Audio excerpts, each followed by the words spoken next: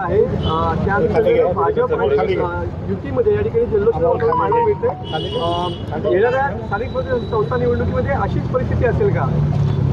बिहारचे कालचे निकाल आपण बघितल्यानंतर एक लक्षात आलं असेल की वोट चोरी हा जो काय फेक नरेटिव्ह सेट करण्याचा प्रयत्न राहुलजी गांधी आणि त्यांच्या टीमने केला होता तो सबसेल फेल ठरलेला आहे।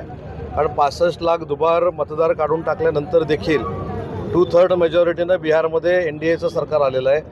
त्याच्यामुळं नरेंद्र मोदी साहेबांना धन्यवाद दिले पाहिजेत, नितीश कुमार साहेबांना धन्यवाद दिले पाहिजेत।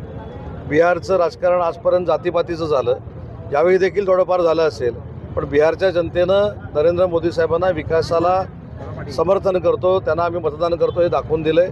त्याच्यामुळं हे श्रेय नरेंद्र मोदी साहेबांचं आणि नितीश कुमारांचं आहे आणि NDA मधल्या प्रत्येक घटक पक्षाचा आहे। काँग्रेसचे अध्यक्ष चंद्रशेखर असं म्हणतात की भाजपने यांच्या कार्यालयात आता पुढच्या वर्षी वोटिंग घ्यावं। स्वतःचा नेता 95 वेळा ज्यावेळी पराभूत होतो तेव्हा डिप्रेशनमध्ये अशी तशी वक्तव्य करावी लागतात।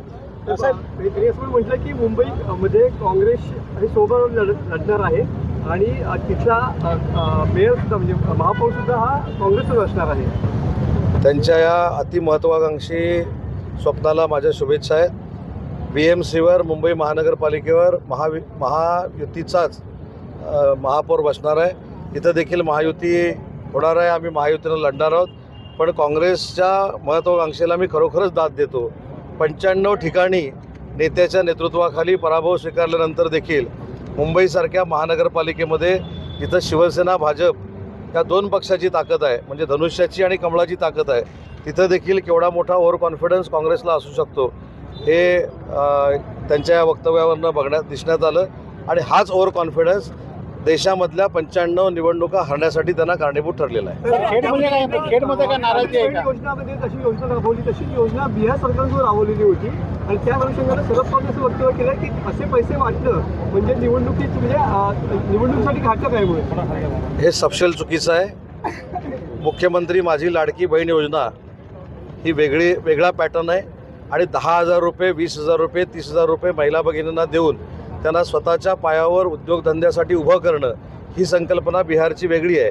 त्याच्यामुळं बिहारच्या जनतेनं केलेलं मतदान हे नरेंद्र मोदी साहेबांच्या विकासाला आणि NDAवर विश्वास ठेवून केलेलं मतदान आहे। साहेब, इंटरेस्टिंग गोष्ट आहे एक अशी, म्हणजे शरद पवारांचा निर्णय आहे म्हणजे मागच्या काही दिवसांमध्ये टर्न अँड ट्विस्ट राज्याच्या राजकारणात दिसले, तसं स्थानिक स्वराज्य संस्थांना देखील दिसते आणि वेगळी दिशा असू शकते राजकारणात असं होतं आहे। पवार साहेबांचं म्हणणं असं आहे की स्थानिक स्वराज्य संस्थांच्या निवडणुकांमध्ये तुम्ही कुणाशी युती किंवा आघाडी करू शकता, त्यांनी तसं मोकळं रान किंवा मुभा जी आहे त्यांच्या नेत्यांना दिलेली आहे।